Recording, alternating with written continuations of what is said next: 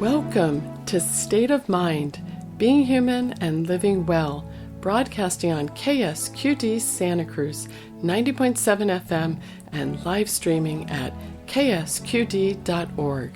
I'm the usual host of this show, Deborah Sloss, licensed marriage and family therapist, and this is part one of a two-part series on racism and mental health. Today's show will be discussion about the effects of racism on mental health, and in next month's show, we'll be exploring how racism impacts access to mental health services and discuss specific ways we can improve that and make it more accessible to people of color and everyone in the community. To quote Isabella Bonner, a local Black organizer who said in a recent Good Times Santa Cruz article, "This is a moment to listen." We all need to deeply listen and work to really understand how racism works, to grasp the impacts of it on our fellow humans, and take the hard look at the role we play in either maintaining it or working to dismantle it. And given that I'm a white, cisgender, middle-aged female professional, we decided that for these conversations, we really needed to hear from those who live and experience the difficult realities of racism every day. So for these two shows, we're doing something very different. We're going to turn the microphone over to local Black community members to discuss their own experiences with racism and the effects it has on their mental health. And we'll learn more about how racism shows up right here in our community. But that's not all. This is also the time to act. So our guests will be discussing specific actions we can take in next month's show, the second in this series. There are steps we all can take to make the changes needed to help turn our culture and communities toward greater social justice and away from this suffering. While I will be here for the interview, and I've been working closely with today's hosts and guests in preparation for the show, I will not be a participant in the conversation today.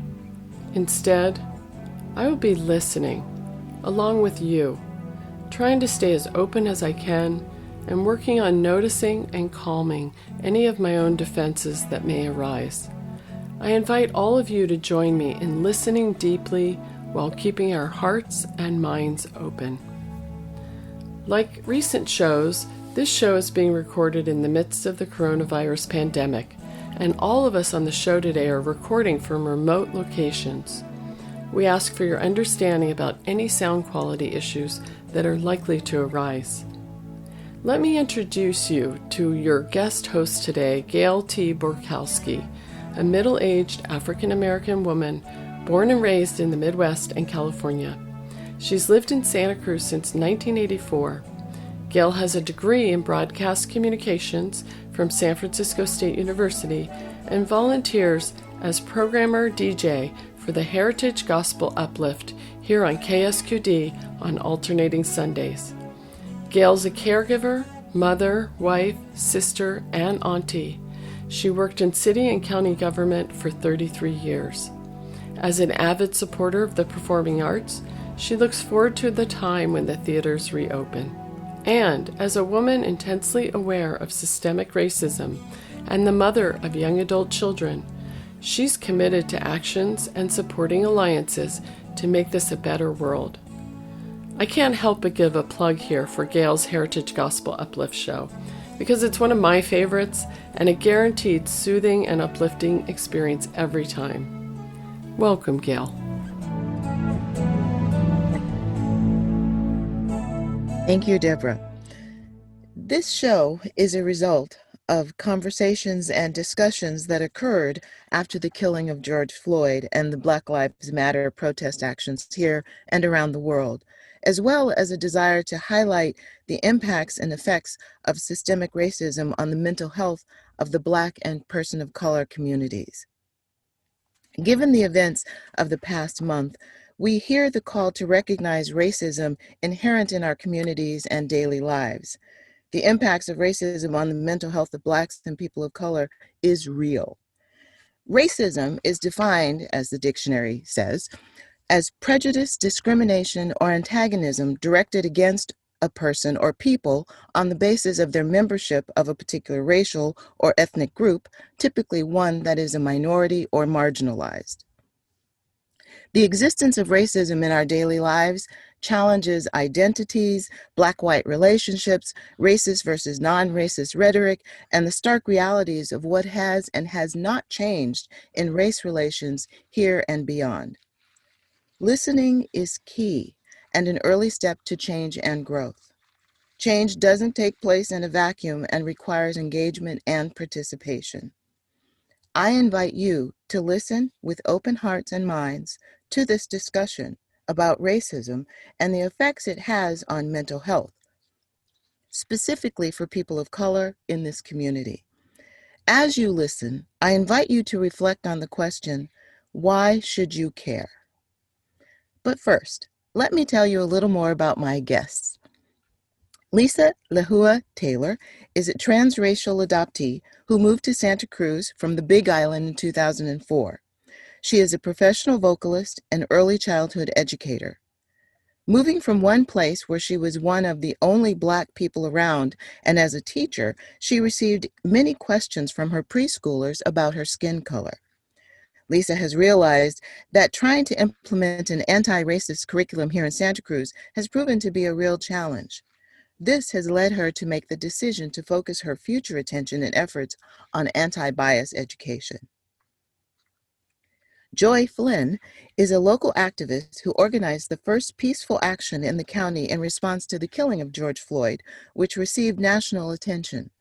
Her efforts have brought Black folks together in a profound and tangible way never before seen in this community.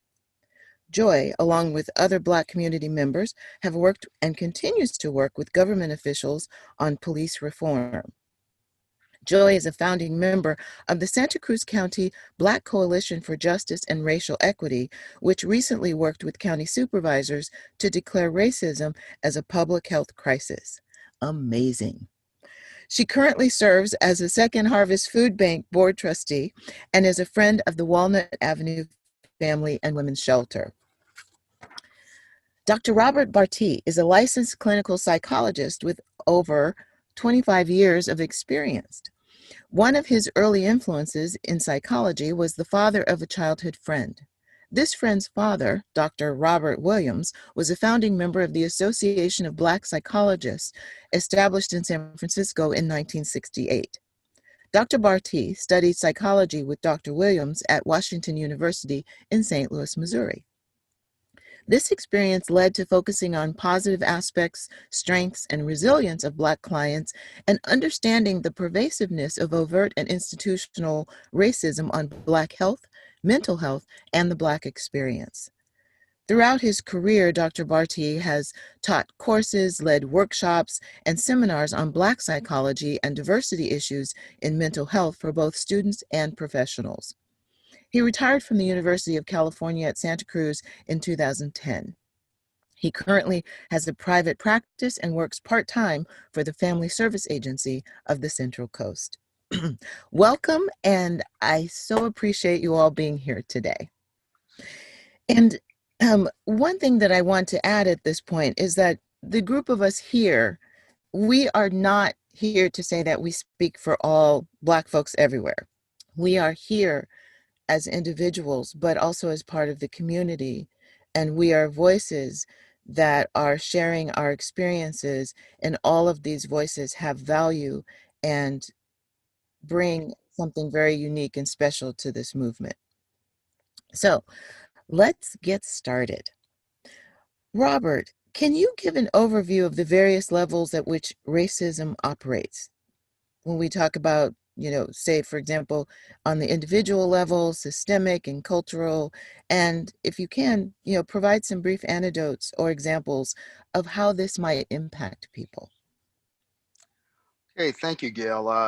I was going to talk about just what racism is, and so let me define that first. And you shared a definition. I think it comes straight out of the dictionary. Perhaps I'm trying to recall the young woman's name right now, but back in the beginning of the summer, there's a young African American woman who actually challenged Merriam-Webster's definition of racism, and Merriam-Webster actually listened to her and responded by updating the definition of racism. So apparently, in the next publication of the dictionary, there's going to be a new definition of racism. And it's very consistent with the one that I was going to share with you, which I'll share right now. It is this: racism is systematic, institutional, overt, and covert oppression. Racism is perpetuated on people of color by the white dominant culture. Racism is ingrained in the fabric and the system of American society.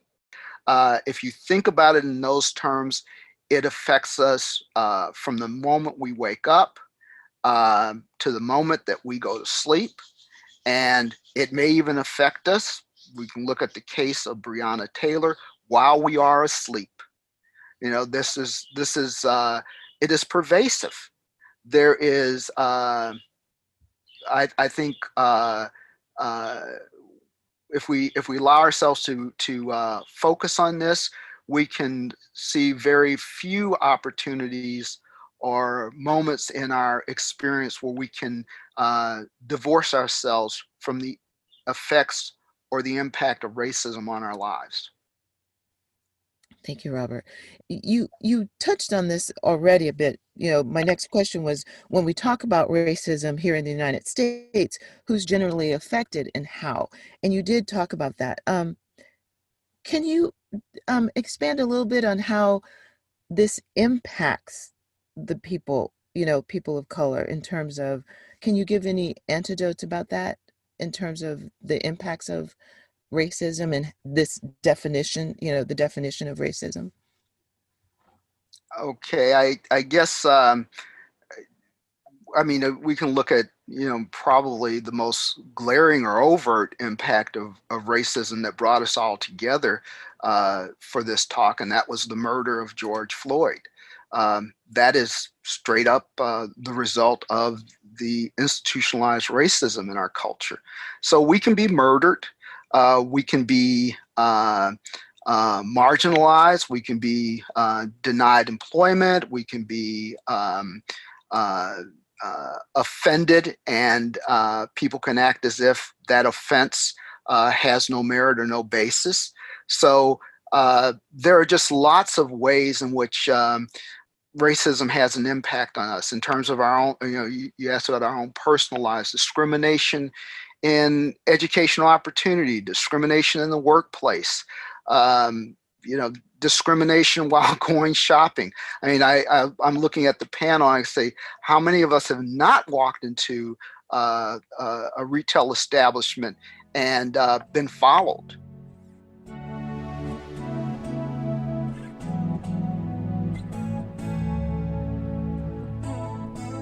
You're tuned to listener-supported 90.7 FM KSQD Santa Cruz, K-Squid, Many Voices, One Station.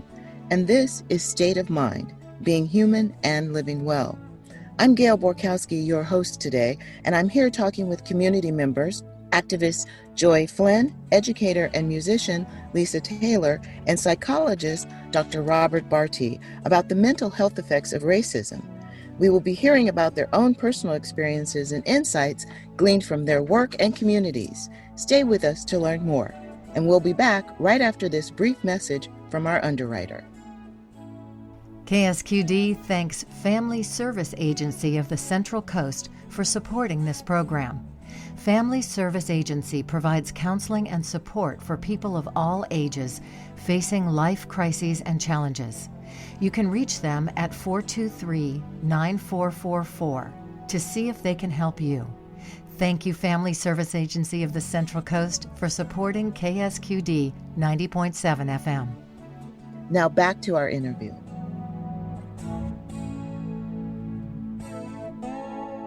When and how do you first start to understand what racism is and how it affects you? And I'm directing that question to Lisa and Joy.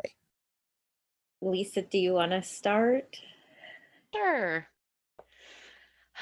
For me, just, as being a little girl, and as I mentioned, I'm a transracial adoptee. My parents are white. Wouldn't trade them for the world. I'm so proud of my family. Um, but in certain ways, and I'm realizing, especially as I get older, there are certain ways that I was not prepared for what to expect. For me, racism has always been mainly, you know, getting called the N-word, or, as a kid, I was just bullied horribly. I was called the N-word first in probably 10th, or when I was about 10. And, I was one of the only Black kids. And it was just, you couldn't pay me to go back. You couldn't pay me to be a kid again. Just, being spit on and kicked and just, called horrible names. And so for as long as I can remember, really, just knowing that I was different and that a lot of people were not okay with that. And at times, I would have friends that would stand up for me. My parents were always in the principal's office, go like, deal with this, with my daughter's being treated in such a way, this needs to stop. But a lot of times, it was kind of felt like me at school, fending for myself. When you sit down in a cafeteria table and everybody leaves, you you learn pretty early that you're different, and uh, some people might not value you as much as others. It's still really painful. I can hear that in your voice, the pain, and it's interesting to learn that about you, because both my parents are white as well. Wow. Oh my gosh. I'm with my biological mother, and the man she's married to now, they met when she was pregnant with me. They got engaged when I was 2 months old, and they got married when I was 5 months old. And then they had 5 more children together, and he's white. And so all my brothers and sisters, all of my cousins, everybody in my life was white. And so, it's interesting. Just, I don't know. I was raised with this. I was having this conversation with somebody the other day, just really just loved. I just felt so loved as a child, which I think has given me the confidence to be doing the work that I am doing now. And, looking back, I realized that there are areas where I felt different, and especially around hair. Oh. Oh gosh. Yeah, hair is a big one.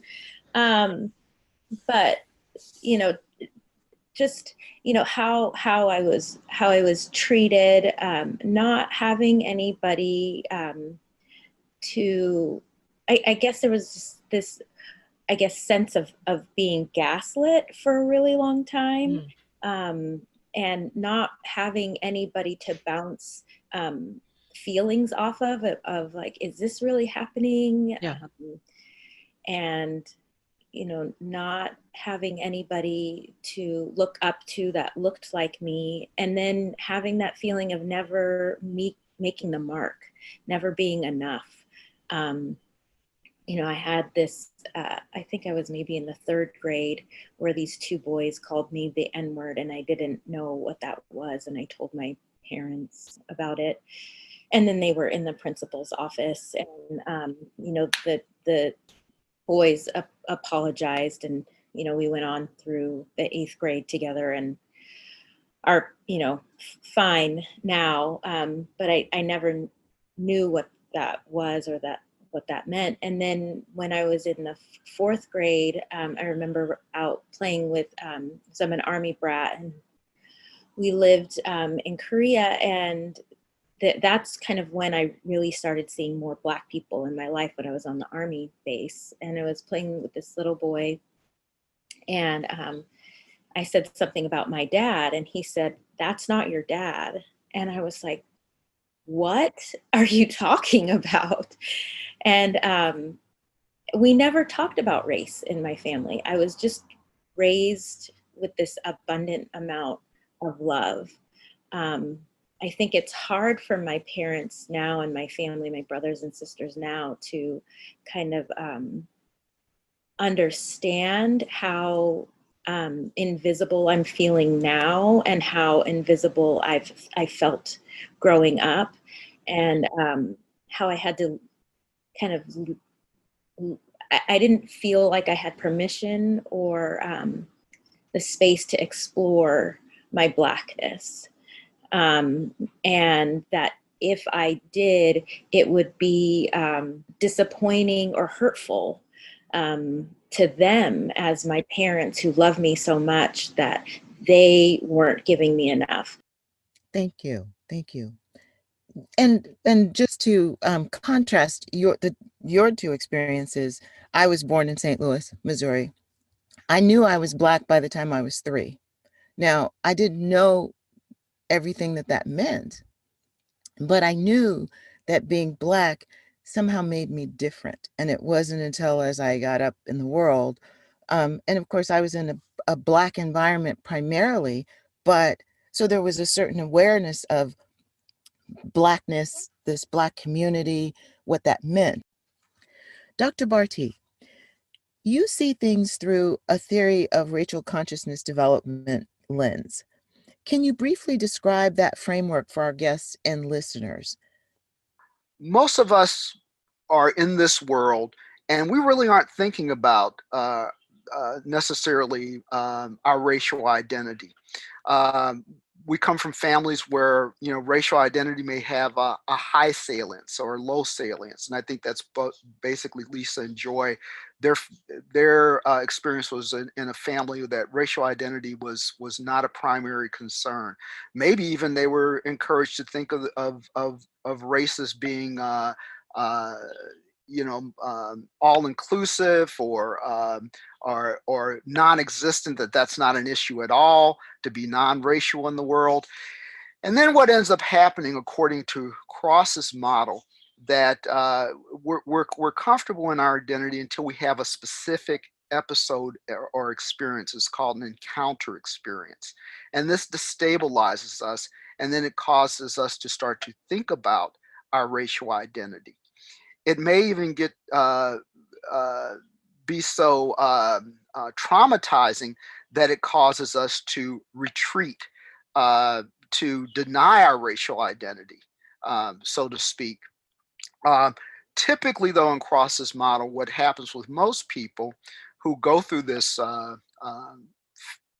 stage of Black identity development is that what they'll do is they will immerse themselves in Black culture, African American culture, basically trying to learn as much as they can and understand what it means to be African American, what it means to be Black. And out of the other end, they start to emerge or immersion, living their lives more consistently identified as African American, maybe even to the point of, in some cases, of becoming militant about their African American identity.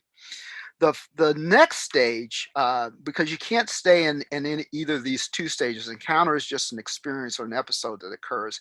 The immersion stage is one that's fraught with a lot of tension. And so what ends up happening is sometimes people go back to their pre-encounter state. Uh, Often what we expect will happen is people get to a state of internalized commitment. And this is a stage where people can identify themselves and be very comfortable in their ethnic identity as African Americans. But they can also then begin to be comfortable with the identities of other people in the world. And Cross talks about the sort of multicultural uh, uh, consciousness that develops in people who have gone through these 4 stages. it is an important model to help people sort of understand the processes that they go through. Thank you.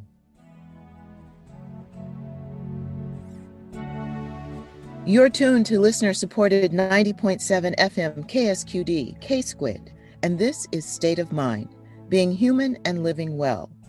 We're also live streaming over the web at ksqd.org. You can find the podcast of all our shows on Apple and Google Podcasts and on the KSQD website. I'm Gail Borkowski, your host today, and I'm here talking with several local Black community members, activist Joy Flynn, educator and musician Lisa Taylor, and psychologist Dr. Robert Barty. We're here talking about the detrimental effects of racism on mental health. We are sharing from our own personal experiences and insights gleaned from our work and communities. I want to remind listeners that all the resources that we may talk about today in this show can be found at ksqd.org/state of mind. Now back to our interview.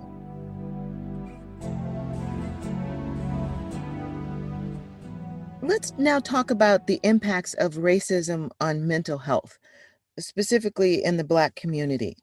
Can you share a personal experience with racism and how that experience impacted your mental health and physical health in Santa Cruz specifically? So I'll start with you, Joy, on that one. How's that?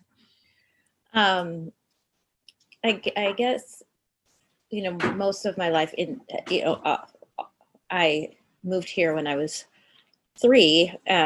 So everything that is a memory is pretty much here in the Santa Cruz area. And the racism that I experienced was actually mostly from the Hispanic community because I grew up in South County. And mostly microaggressions, because it's Santa Cruz. We don't really have a lot of overt racism. It's systematic, it's institutionalized, and it's covert. And that's where that whole racial gaslighting thing comes in. But I think the most, I experienced it in college. I went to actually Hartnell for a little while in Salinas, but back to Cabrillo.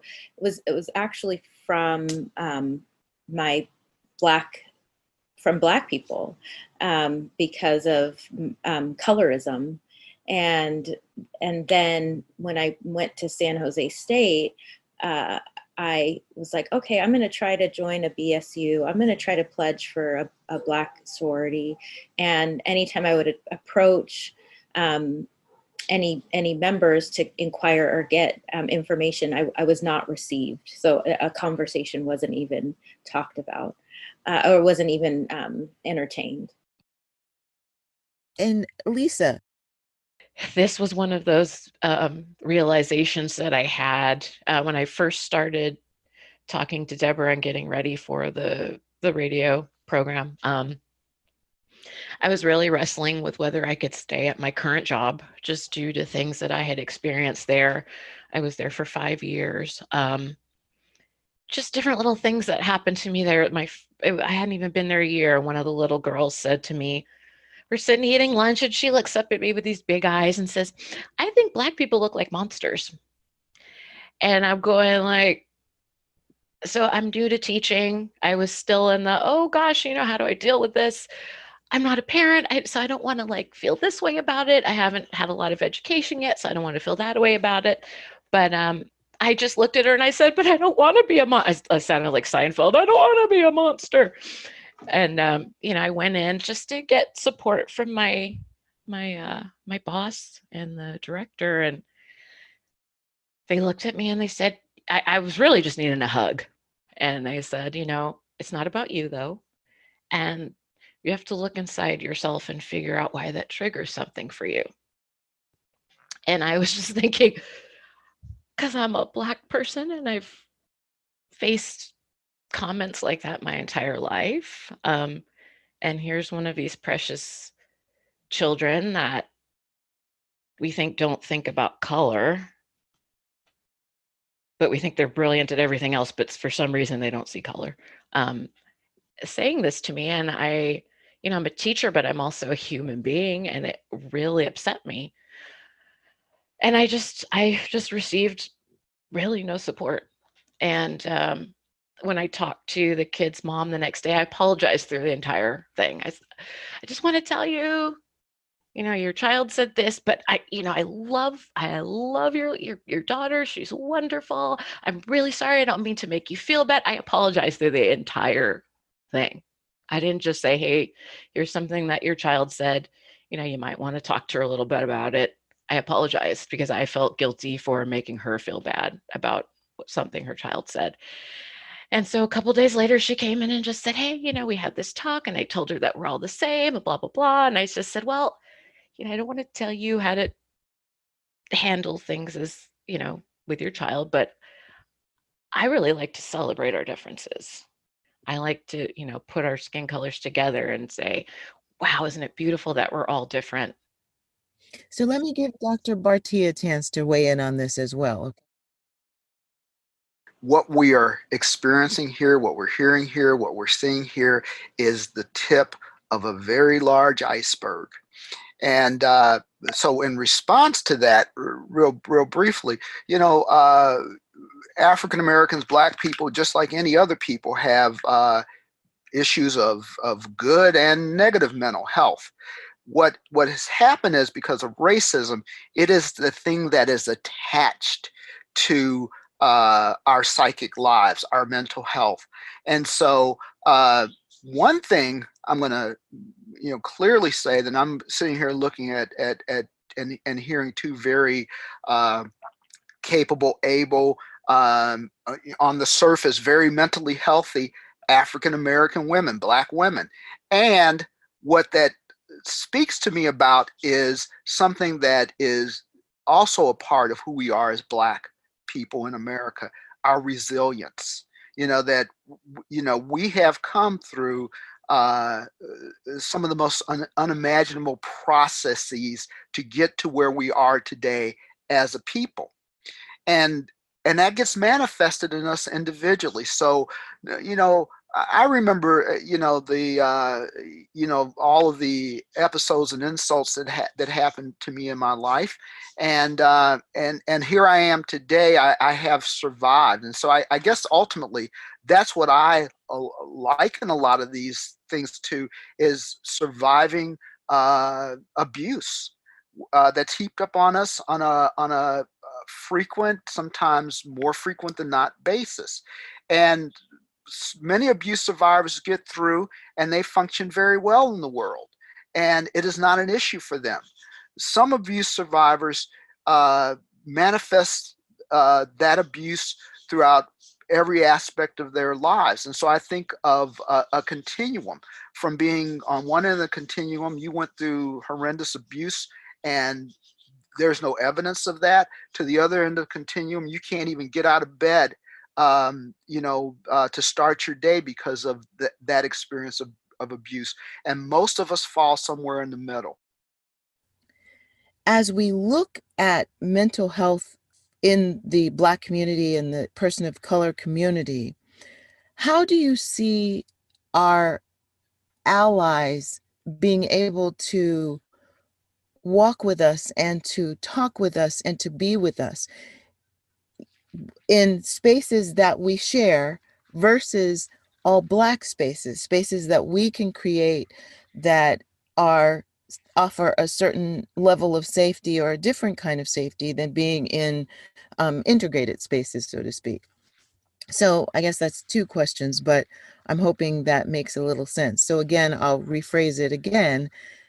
How do you see allies working and walking with us as we try to evolve and encourage and increase the support for Black and people of color mental health? So I'm going to quote a gentleman by the name of Tyler Tynes. He's a sports writer. He writes about the intersectionality of sports and race, and this touched me deeply to hear him say this, and I just need to share it with you. At the end of the day, we no longer need allies.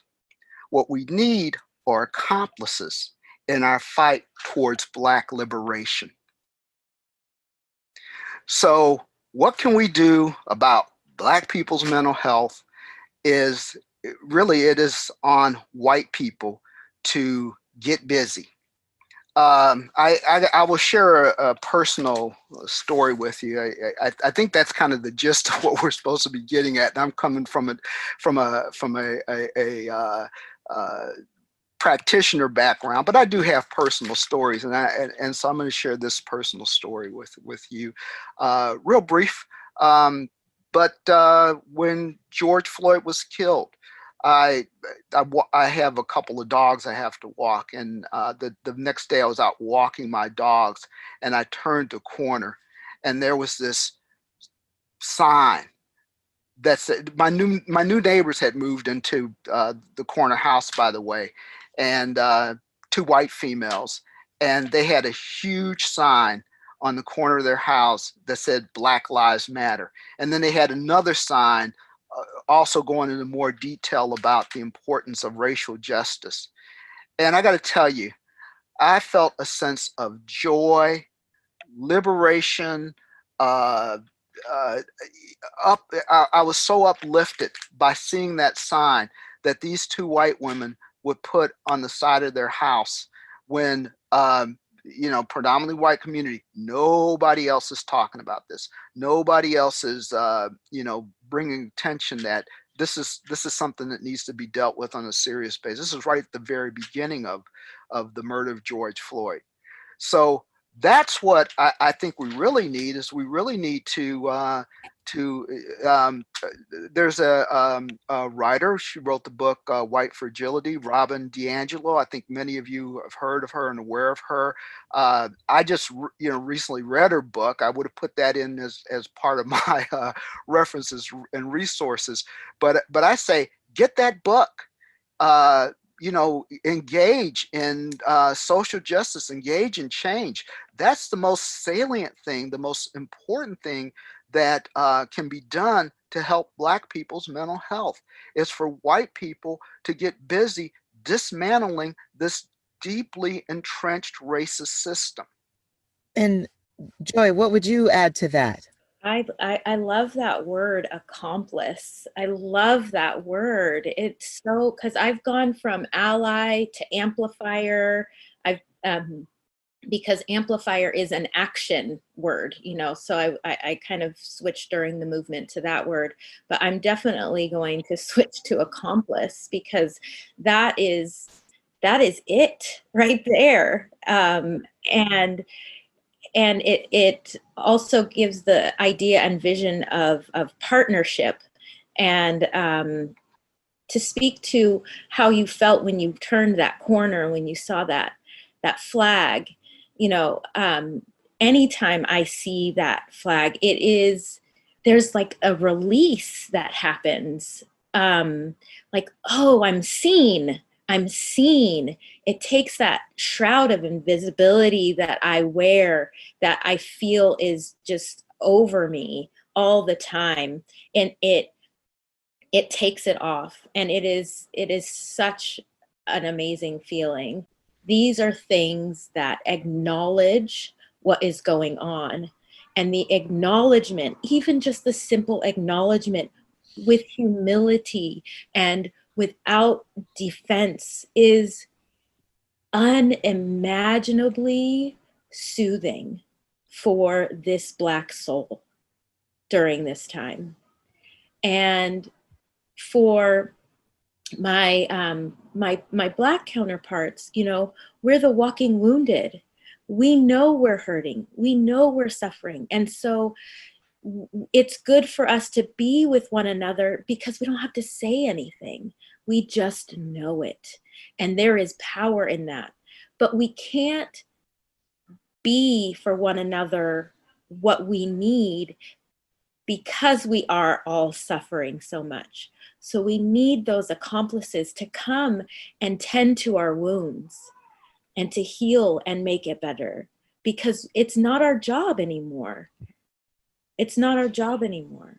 Well said. Well said. Beautiful, Joy. And Beautiful. yeah, Lisa, the last comment or so before we need to wind up here, I think.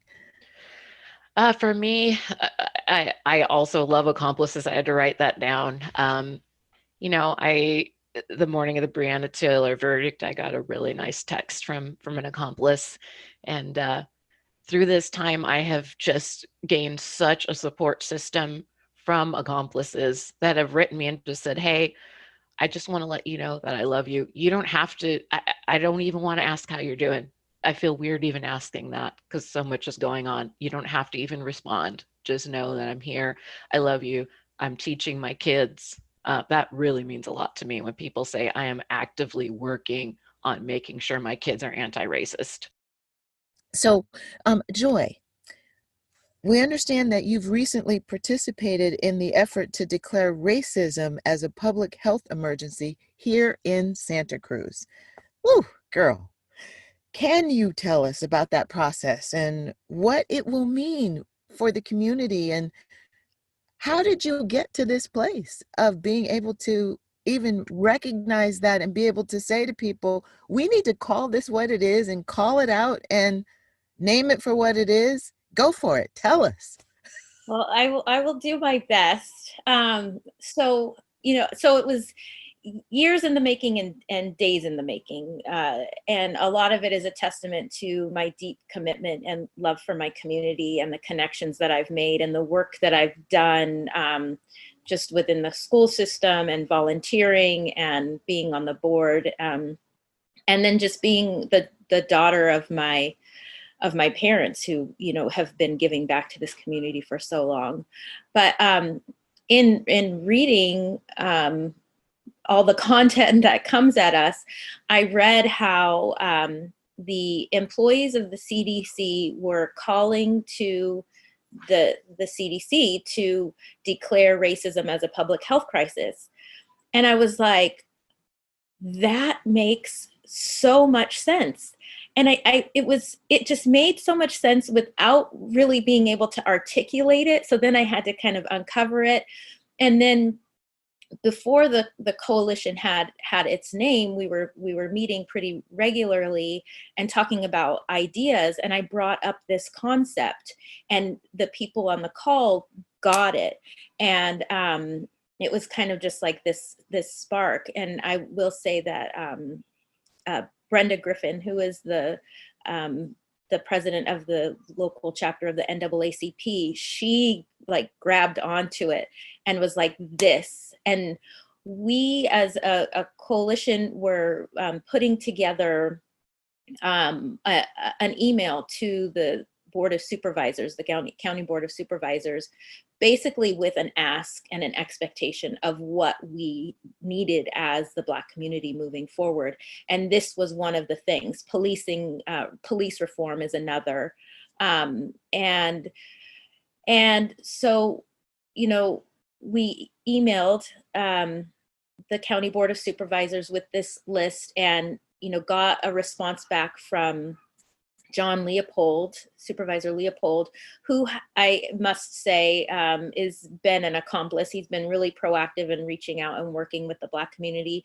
And he got it. He got that it made sense, just because when you look at public health and all the social determinants of health, which is food, access to education, healthcare, just social emotional part, and environmental, we're really blessed to live where we live, where our environment is beautiful, but all of racism affects all of these things. Dr. Barty, you talked about the spectrum and how, it could affect somebody so much as not being able to get out of bed. So if they're not able to get out of bed, how are they able to get work? How are they able to get housing? How are they able to be well socially and emotionally if they're not having connection with other people? We talked about racism as, thread woven through a piece of fabric. Racism affects every aspect of the social determinants of health. And so when we start picking apart each piece of what builds each of the 5 social determinants of health and how racism affects it, food insecurity for one, we can then begin dismantling the root cause of racism. So how that will look moving forward is something that's going to be determined.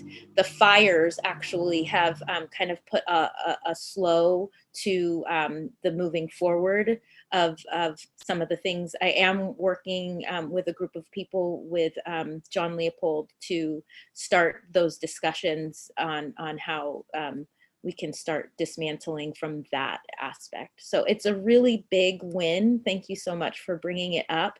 And really what I'm trying to do is create a template for change here in Santa Cruz. This is the piece of the universe that I've been charged with caring for. And not solely, because I'm inviting everybody to join me in that, but and so that's what I'm working with. The nation is a whole nother hot mess right now that I get really discouraged about when thinking about changing that. But if I can help with my accomplices to create a template for change here, that's really what I'm trying to do.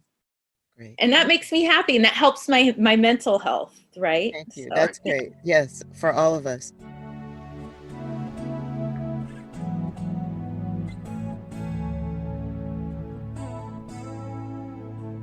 Earlier, we invited you to reflect on the question, why should you care? Caring can be uncomfortable and scary, but caring can help shift and reshape mental health care and support for people of color. Caring is a vision for improved mental health support for people of color, which will improve the health of our communities.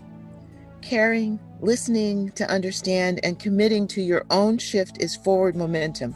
And even if you're tempted to slip back into the comfortable and the unknown places or the known places of your past, we invite you to walk forward with us as accomplices toward healing and repair.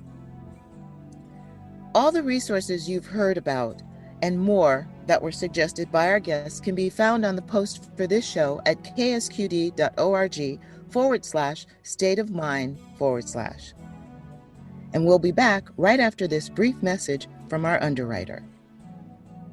KSQD thanks Community Bridges for supporting State of Mind.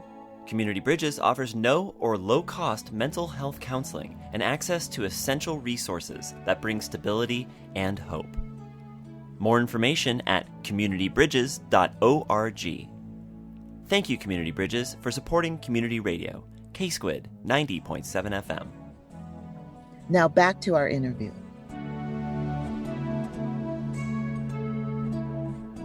Do you have any closing thoughts you want to leave our listeners with?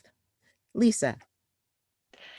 I would say one of two things quickly. Listen to Black people. When we give you our experiences, don't question us. Are you sure that's what happened? Oh, it must have meant this. We live our lives, we know what our experience is, and we're trying to help you understand.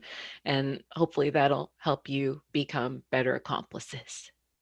And secondly, I would say model the behavior that you want for your children. Don't expect, I heard on a webinar a great quote, don't expect your kids to do the work for you.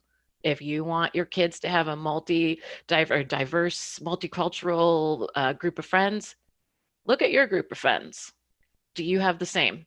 Don't expect your children to do the work for you. Do the work as well. Model that behavior for your kids. Dr. Barty. So I have a couple of closing thoughts. So one of the things that I do not have in my resource that I wish I had attached, but I hadn't had a chance to read her book yet. And I'm just going to repeat this again. Robin DiAngelo's book, White Fragility. Get a copy, read it. She's got plenty of good information on the internet as well. And really, a couple of things that actually came out of her book that I would like to share is that for white people, this is, really, hopefully, there's a lot of white people listening to this. You know, um, identify racism when it's happening and challenge it and raise issues about racism over and over, both in public and especially in private places. So I think that if you start to do that, that will go a long way to putting some good in the world. Thank you. Joy. Yes, both of you, Lisa and Dr. Barty, those are some definite ways that people can move into that space of accomplice. And I would just like to add that start where you're at. You know, we're not asking you to go out and, you know, wave your banner, although we would love that because it makes us feel good. And, you know, you don't have to go out to the protests or the actions. Just start where you're at, in your place of work, in your home. Asking, and I guess the biggest thing is, you know, hold your elected officials accountable, especially here in Santa Cruz. So, you know, find out what district you're in, who your supervisor is. So you unanimously voted to have racism declared a public health crisis. What are you doing about it? How are you implementing change? Hold them accountable. And again, just starting where you're at. If you are a working person, asking how to diversify your staff, asking, you know, how we can make sure that we are not racially biased or we're becoming more aware of unconscious bias, things like that. It just starts with yourself. So that would be, I think these are all really good ways to just move into that space of being an accomplice for change. Thank you. Thank you, Joy Flynn, Lisa Taylor, and Dr. Barty for being part of today's discussion, Revelations and Shift. These good people, these good folks are going to be back with us next month along with African American Studies Professor Jason Seals for part 2 in this series on racism and mental health. We'll talk about improving access to mental health care and support for people of color, as well as specific actions you can take to help.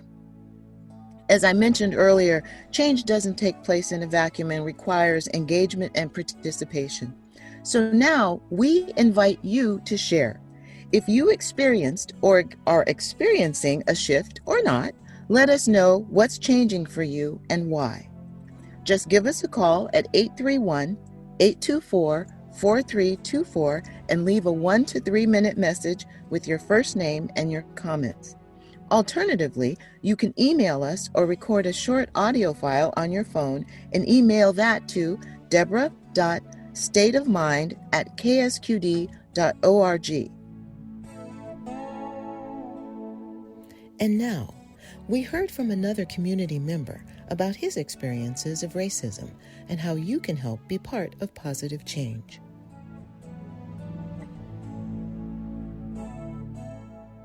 Hey, this is Taj here in Santa Cruz, 2020, the year that never ends. I want to talk to you today about kind of my experience as a Black man here in this country this year today, and what it's like sort of living in fear all the time. Because as a Black man, I feel like for myself and many others, we don't really know when the next blow is going to hit. And part of what's happening around the country is that, you know, to some degree, we're not a monolith, but we are connected. And when I see another Black person shot or choked out or whatever it is, I'm wondering if that's going to be me next. And that feeling doesn't go away, especially when it keeps happening. And that makes daily life struggle. Right now, I think everyone is having some issues given the pandemic. And just daily life is not always easy for everyone. But Black people, POC in general right now, it's like there is this looming specter of death that is there always waiting for us. And unfortunately, this isn't anything new, but it's in high relief right now. And it can make it a little challenging for people to make it through the day, every day. So that's where the role of self-care comes in, and getting help, therapy, walks, nature, spirituality. All those things are paramount to living successfully right now, not just surviving, but attempting to thrive anyway. Something that's interesting is that in my community here in Santa Cruz, there's a lot of, woke, quote unquote, people.